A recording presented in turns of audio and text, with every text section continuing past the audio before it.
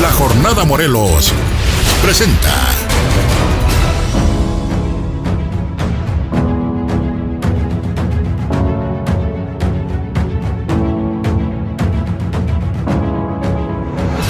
los personajes como son, las dos caras de la moneda, con Galia Tonela. Muy buenas tardes, estamos aquí en su casa, en las dos caras de la moneda. Hoy tengo un maestro, un académico, un hombre que averiguaremos por qué artes está en otra línea en su vida, egresado de la Facultad de la UNAM en Leyes, maestría y doctorado en Harvard en Ciencias Jurídicas. Y hoy averiguaremos el otro lado de la moneda. Hablaremos de qué es el hombre, qué hace y qué lo llevó a estar en un mundo de política. Hugo Eric Flores Cervantes, bienvenido. Muchas gracias por la invitación. No, estoy complacidísima. ¿Qué hace un hombre con tu trayectoria académica en un mundo de política? Sí. Híjole, pues tendría que contarte muchas historias, pero déjame, me remonto a una. Justo cuando estaba en unas vacaciones de verano, después de mi segundo año de doctorado en la Universidad de Harvard, decidí un verano a Washington. Quería meterme a esa fabulosa biblioteca del Congreso de los Estados Unidos, ¿no? Divina. Que la había visitado como turista y había visto otras cosas, pero quería vivir la experiencia desde adentro. Entonces estuve un mes completito leyendo todos los debates y todos los documentos que surgieron sobre la Constitución de los Estados Unidos. Cuando yo estaba regresándome a mi casa a Boston, después de esa experiencia, tuve la necesidad, como ser humano, de que mi regreso a México iba a tratar de hacer una organización política, porque me había dado cuenta que había tanta y tanta riqueza en muchas cosas que creo que los mexicanos hemos dejado de apreciar, estudiar, prepararnos, y entonces sin descuidar nunca mi vocación académica, que es la que siempre me ha interesado, ha sido muy fuerte. No soy tan bueno para la política, no soy un carácter muy sociable, pero sí, pues me ha gustado mucho estudiar. Desde pequeño tuve el hábito de los libros inculcado por mi mamá, por mi hermana. Entonces, pues Estados Unidos está fundado por filósofos primariamente, ¿no? Es un momento así como de quiebre, ¿no? Algunos que son más religiosos le llaman epifanías, ese tipo de cosas, ¿no? Bueno. Que dices, híjole, voy a dedicarme a una cosa así. Yo soy católico, pero entiendo de ese tipo de moveres espirituales, que uno lo llevan a tomar vocaciones distintas. Y yo creo que además de que tenía muchas ganas de hacer muchas cosas, pues de que ya había alguna cosquillita a nivel social, a nivel político, ese es el momento en que además decido que iba a regresar a México, pero no a participar con los que ya estaban, sino a formar un partido político nuevo. Eso es lo que me sorprende, fundaste un partido. Sí. Pues te digo que así fue, estudiando, y yo creo que no hay una propuesta seria. Siempre voy a seguir diciendo que yo no veo, desafortunadamente, políticas públicas diseñadas de manera inteligente, a largo plazo, ¿no? Todo en la inmediatez, todo es ir a buscar al ahí se va. Todo, al Mexican style. Sí, exactamente, ¿no? Y yo sí creo que los mexicanos también podemos planear y también podemos improvisar, pues somos maestros, pero somos lo suficientemente inteligentes. Yo creo que hoy vivimos en México una generación de gentes que tuvimos la oportunidad de estudiar, ¿no? A lo mejor nuestros papás estuvieron limitados en algunas áreas, pero nosotros ya no podemos decir que la ignorancia es lo que nos mueva. Y a mí, en mi caso, no fue la ignorancia, sino la razón, no fue la ambición por el poder, sino el tratar de implementar cosas que realmente le sirvan a nuestro país, que decidí meterme a este mundo. Según Aristóteles, el único pecado del mundo es la ignorancia, ¿no? Exactamente. Y dime una cosa, este partido, ¿qué te mueve en sus estatutos? ¿Por qué Encuentro Social? Mira, yo creo que en México necesitamos un partido de reconciliación nacional. Creo que, y esto no es de estos momentos, que ha habido siempre discursos muy maniqueos, ¿no? De buenos, malos, ricos, pobres. Y yo creo que la única manera de refundar nuestro país es realmente reconciliándonos los mexicanos, ¿no? En los documentos básicos de Encuentro Social decimos que creemos que se necesita al hombre más rico de este país, pero también al campesino más pobre. Claro. Si no hay un encuentro entre nosotros, un encuentro de clases, un encuentro de los mexicanos, que aprendamos a dialogar, a entendernos en nuestras diferencias, en nuestra pluralidad, que además nos hace muy ricos. Mientras no existe una propuesta política, pues vamos a seguir llegando a campañas políticas donde pues, nos pintan artistas de telenovela, o de repente vemos que se pueden levantar liderazgos sólidos, ¿no? Sí, mesiánicos o latinoamericanos, ¿no? Que van a venir a resolver todas las cosas en un santiamén, y yo creo que eso no existe, ¿no? Tiene que crear una generación completa de mexicanos que decidamos transformar nuestra nación. ¿Y tú crees que estemos lejos o que se esté dando, se está formando, que estamos dando el primer paso? Mira, yo creo que hubo una cosa muy interesante con la victoria de Andrés Manuel López Obrador. Se derrotan a clases políticas que décadas antes parecía impensable derrotarlas, ¿no? Yo creo que esa vinculación que el actual presidente de la República hace con la gente, ese clic que hace con la gente, permite de verdad soñar que podemos vivir en un país diferente. Ahora, lo que nos hace falta son ideas para la transformación, planes para la transformación, ser organizados para poder transformar el gobierno, la burocracia tan anquilosada que tenemos, el ver las políticas públicas no solamente como un instrumento de lucha política, ¿no? Sino de un gobierno eficiente, efectivo, que cumpla con sus obligaciones legales. Yo creo que esa es la parte que todavía nos falta. Si se ha iniciado un gran proceso, no se puede detener, y la única manera de detenerlo desde nuestro punto de vista es llamando a un acuerdo nacional. Yo creo que el presidente López Obrador tiene un liderazgo muy importante, y yo sí, de verdad siento que pudiéramos llegar a la transformación de nuestro país si se pudieran encontrar más consensos en muchos temas. Dime una cosa, yo sé que eres un excelente hijo. Me conmovió el video que le hiciste a tu madre. ¿Qué importancia tiene la familia y los valores en nuestro país? Sí. Fíjate que yo tengo una frase y se las enseño mucho a mis hijos, tengo 3 hijos, porque yo la aprendí de mis padres. La patria inicia en la familia, Precioso. La patria inicia en la familia. Alguna ocasión andábamos en Tijuana, donde tengo mucho vínculo, y uno de mis hijos yo soy vio... de allá. ¿Ah, sí? Sí, uno de mis hijos vio el letrero, ¿no? De que ahí inicia la patria, y me dijo, también aquí inicia la patria. Le dijo, también aquí, geográficamente también, pero inicia más adentro de este carro, donde vamos, porque la patria inicia en la familia. Finalmente es la familia donde nos enseñan. Yo creo que hoy tendría que ser una de las preocupaciones más importantes que deberíamos de tener como sociedad. ¿Qué pasa con todos estos muchachos sicarios? Mira, ahora que yo estoy en temas de seguridad acá en Morelos, ¿no? Siempre les pido que me digan quién hay atrás de este muchacho que detuvimos y que descuartizó a alguien. Y generalmente lo que encontramos son familias rotas, disfuncionales, acabadas.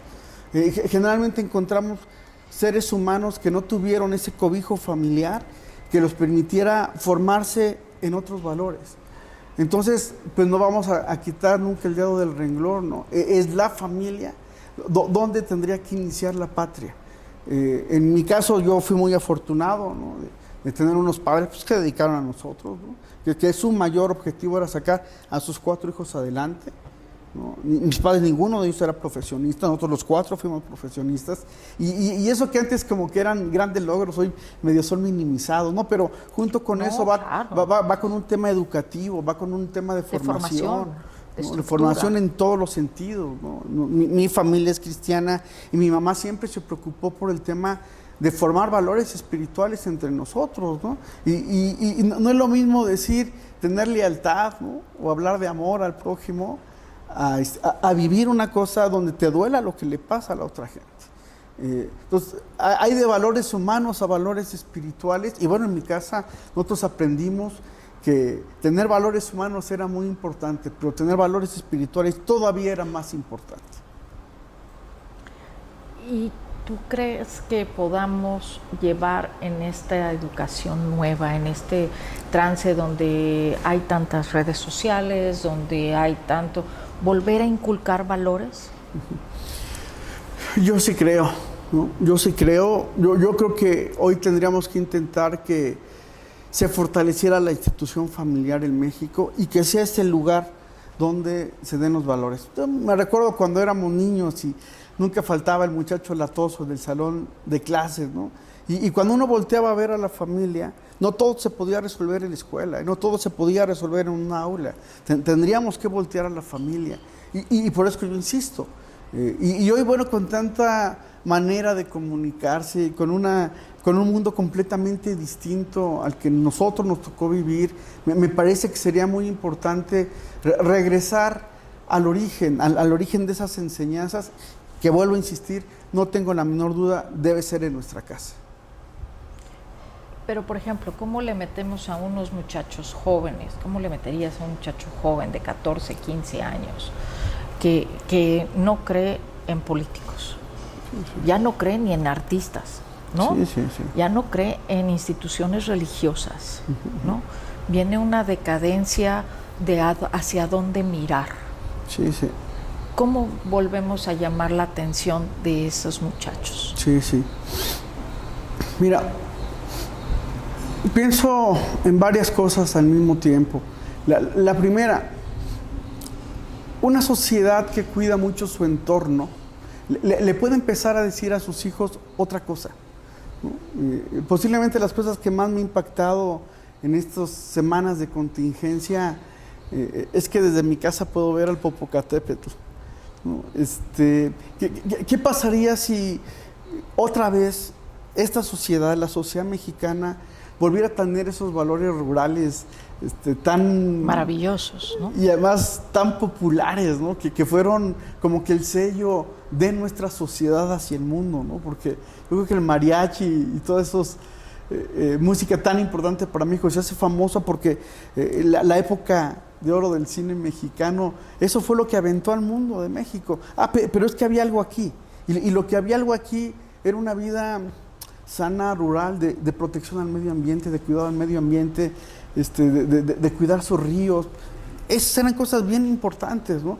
¿Qué pasa si volvemos los ojos de nuestros hijos otra vez a ver el mundo maravilloso en el que estamos viviendo, ¿no? Pues entonces, ¿considerarías que esta pandemia también podría ser una segunda oportunidad?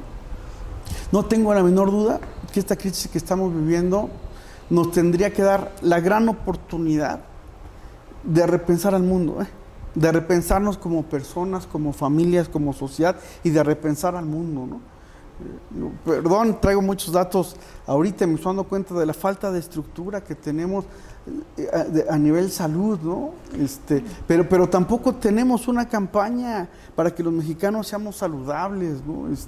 Se nos transformó completamente el entorno, ¿no? Los viejos de nosotros no se enferman, comían otras cosas completamente distintas a lo que nosotros comemos. Sí, por ejemplo, tú estudiaste en el extranjero, yo también, y era un orgullo ser mexicano.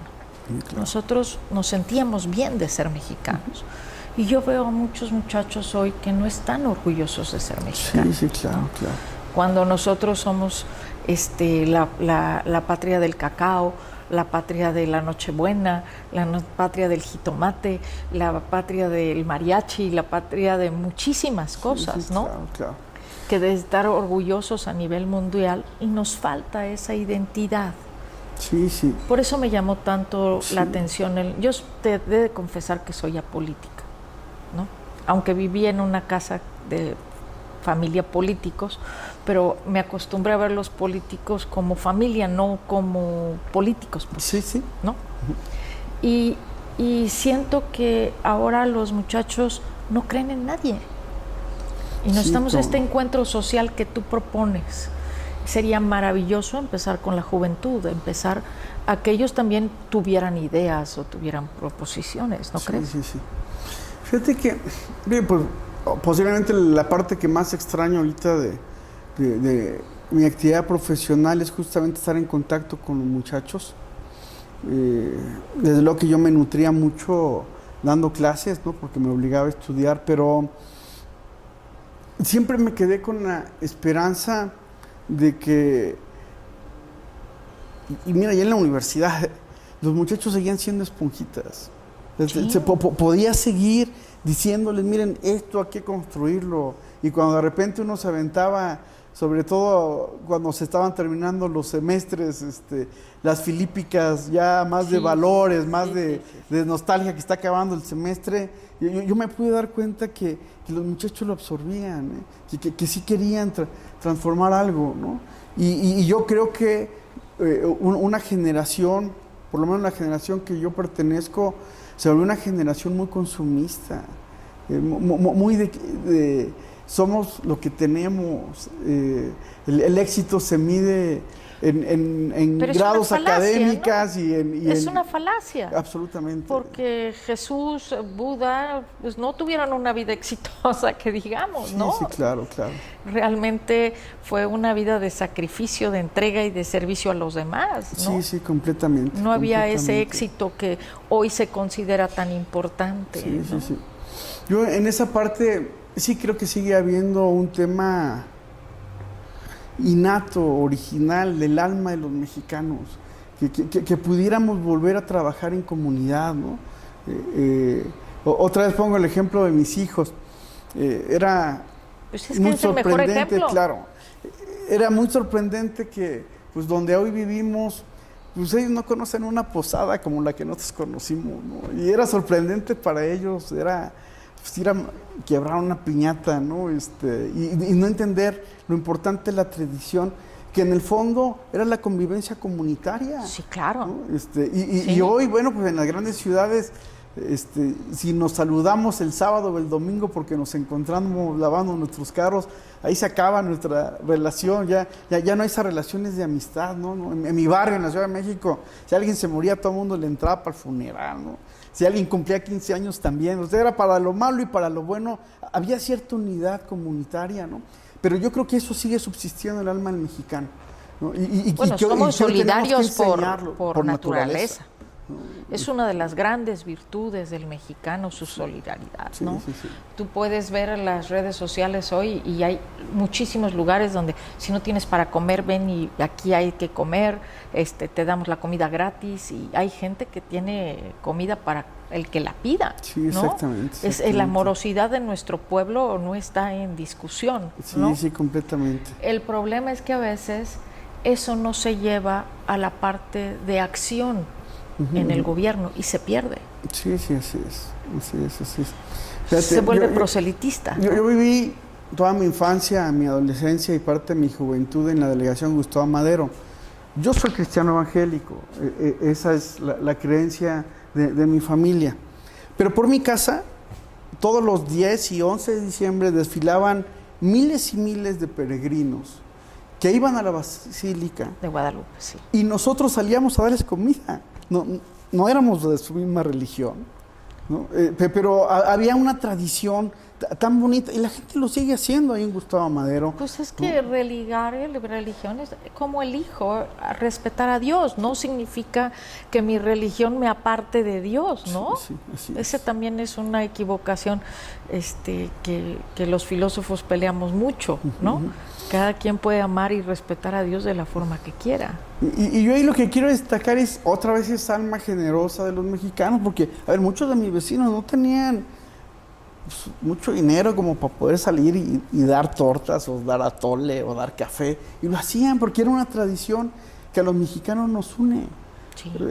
Creamos o no en un tema religioso, y yo creo que eso es lo que nosotros necesitamos rescatar como sociedad, y yo creo que se necesitan líderes políticos que hagan eso. ¿Dónde te firmo? ¿Dónde empezamos?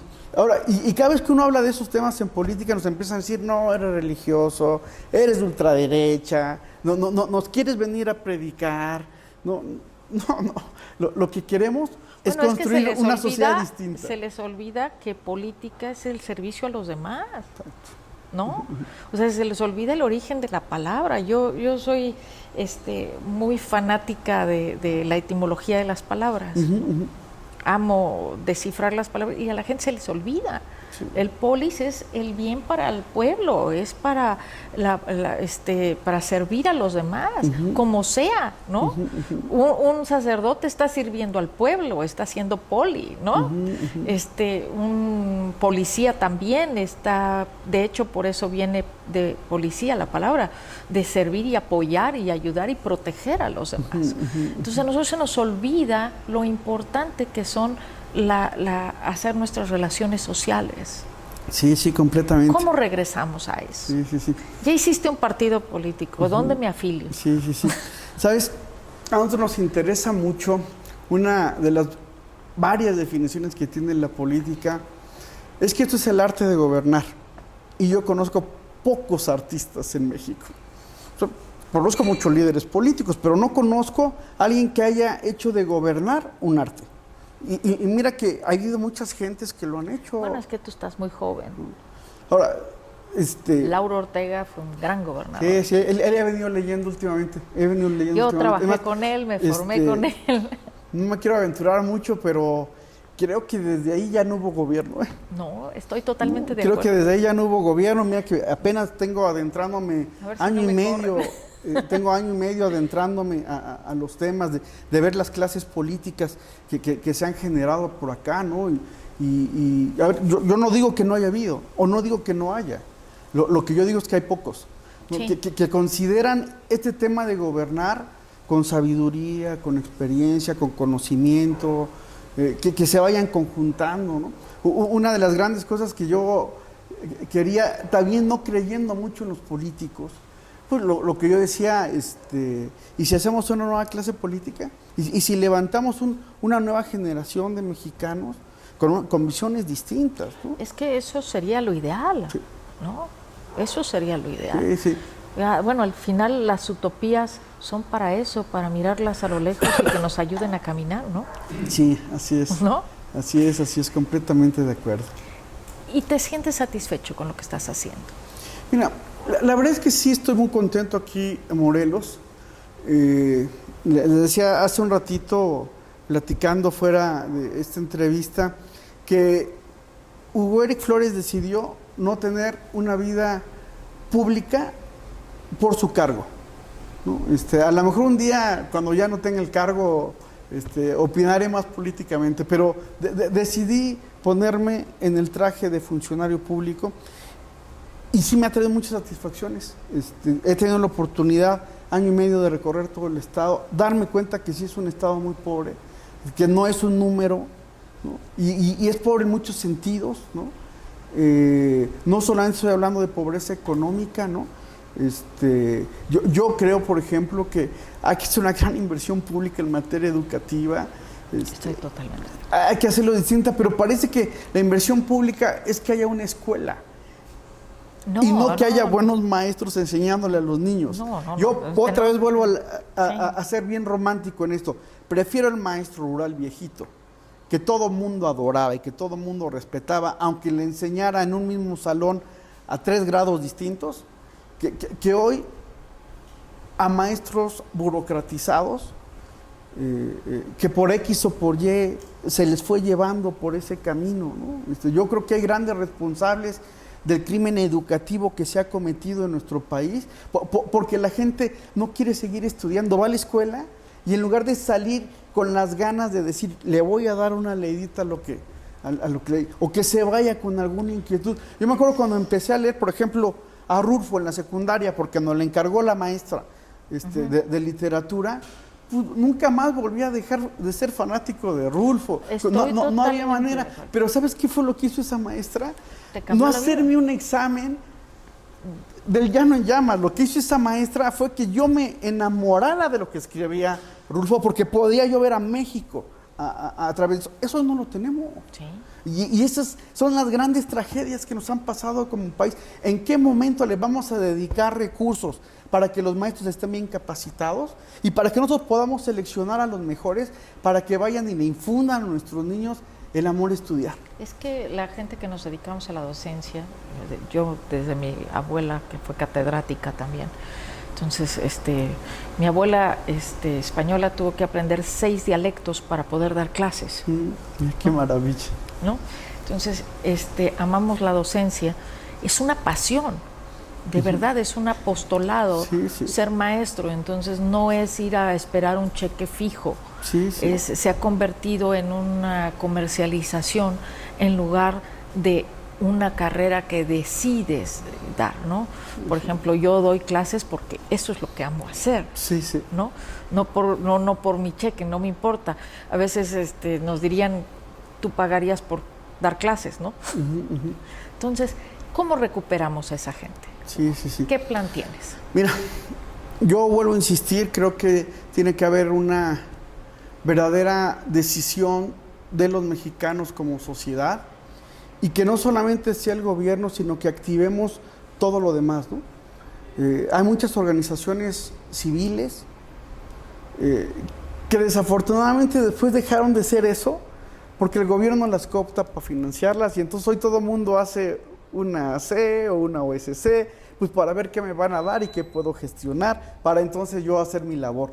No, si nos quitáramos esa cultura que tanto nos ha hecho, pero necesitamos reactivar esas organizaciones, a esas que sí hacen las cosas porque las quieren hacer. Bueno, en nuestra infancia, ¿cuáles eran esas organizaciones? Pues los Boy Scouts.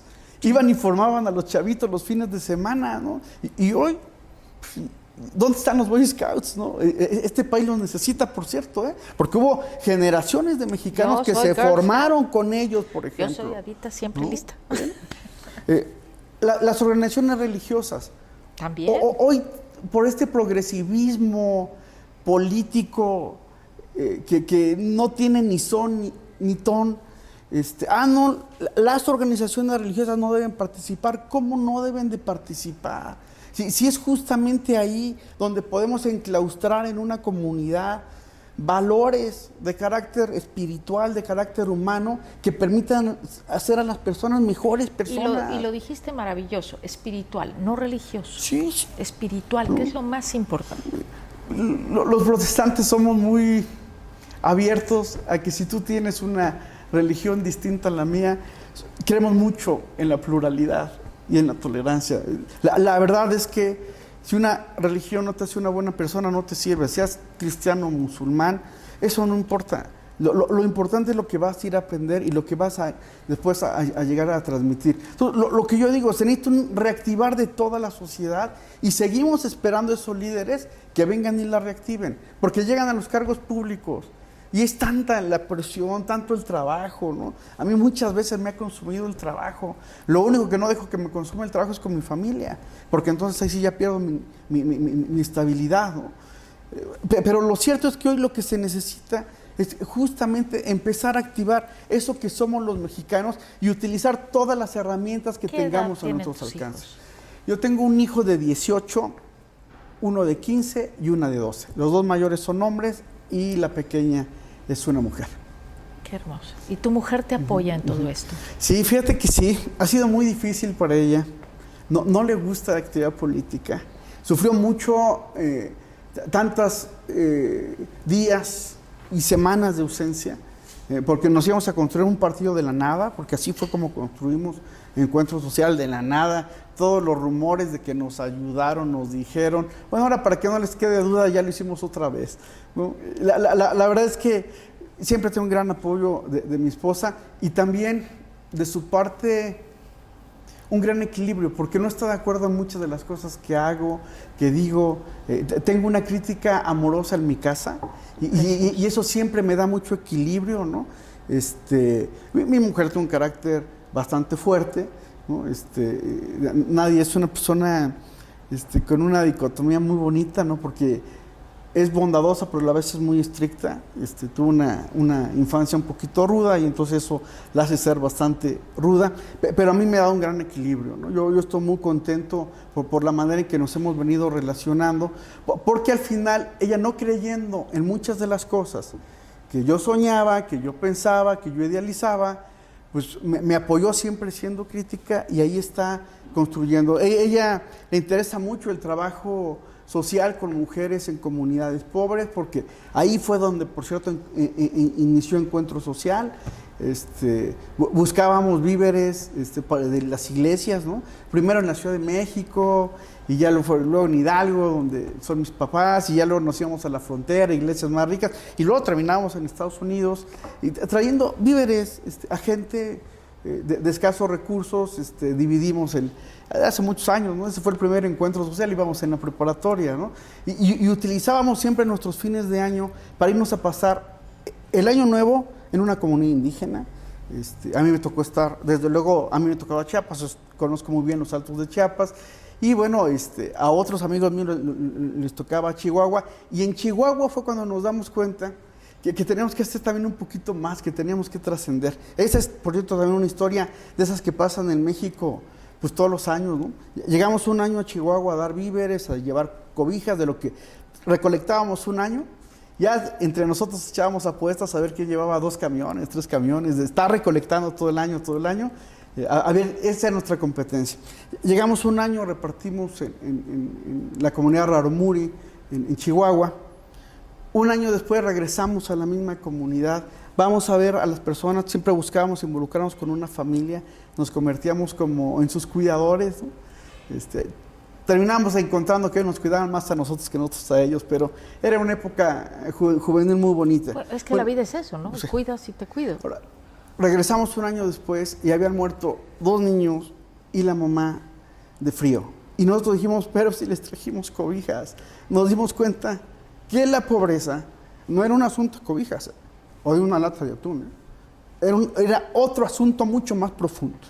Yo me recuerdo que por aquella reunión decíamos, primero estábamos muy dolidos, porque lo entendíamos. No entendíamos la pobreza. Pero segundo decíamos, y nos vamos a quedar en esto, repartiendo cosas. Y esa es justo la cultura que hay que cambiar en este país. No es la repartidera de cosas, y que la gente esté pensando que me van a venir a regalar. Nosotros en nuestra juventud nos dimos cuenta que eso era el peor de los errores. Sí. Que hoy, como política pública, desde luego que ir a los grupos vulnerables para buscar su empoderamiento, pero mientras no les dé salud y educación, no hay nada. No hay nada. Estoy totalmente de acuerdo. Mientras no les salud y educación, no va a haber absolutamente nada. Y los políticos seguimos debatiendo, ¿no? O los que se sienten políticos, yo me siento más del otro lado, aunque hoy esté aquí, seguimos debatiendo cuál va a ser la política pública para paliar la pobreza. En este programa, la jornada aquí, tengo instrucciones de que podemos decir lo que sea, que es la verdad, por eso acepté. Yo soy filósofa, amo la verdad, entonces no podría, aquel persona que no sigue la verdad no puede ser un buen filósofo, ¿no? Así es, completamente de acuerdo. Entonces, tú siéntete en tu casa. Muchas gracias, muchas con gracias. esa condición estamos en la jornada con la promesa de desenmascarar cosas, que nos conozcan tal y como somos, ¿no? Sí. Te decía que si haber estudiado políticas públicas para redistribución de la riqueza, o si haber estudiar con grandes maestros, con grandes economistas, no me permiten tener cierto conocimiento que yo pueda aplicar para justamente paliar los problemas reales que tiene nuestro país, pues entonces de nada me sirvió ningún doctorado, ningún estudio. Estoy totalmente. Absolutamente de nada, ¿no? Sí logramos encontrar que lo que la vida nos ha permitido tener o prepararnos puede ser aplicable en nuestra sociedad, pues tenemos que hacerlo. Por ejemplo, cuando yo conocí a Cuauhtémoc Blanco, le decía, oye, tú tienes una historia de vida que te puede, déjate convertir en un buen político, te puede convertir en un buen gobernante.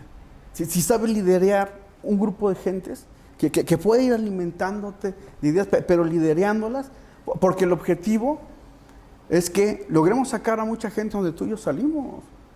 Él salió jugando fútbol, por los talentos deportivos. Yo salí porque me gustaba estudiar y porque tuve una familia que me encaminó por ese destino, ¿no? Pero equivocadamente dicen que empezaron desde abajo. Yo creo que es desde el principio, donde debemos empezar todos. Qué bonita expresión, ¿eh? Sí. Sí, qué bonita Empezamos expresión. desde el principio, Sí, ¿no? sí.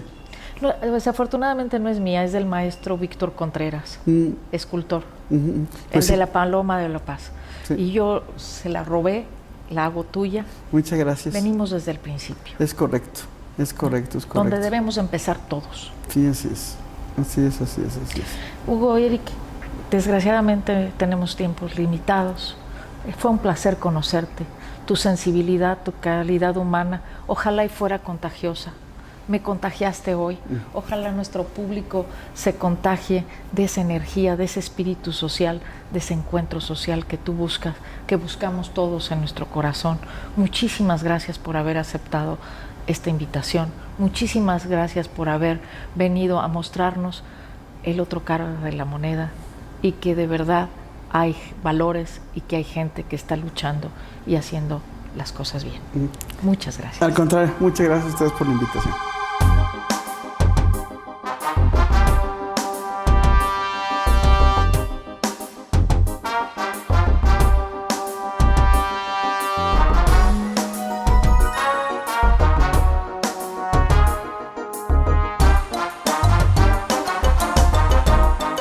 Jornada Morelos presentó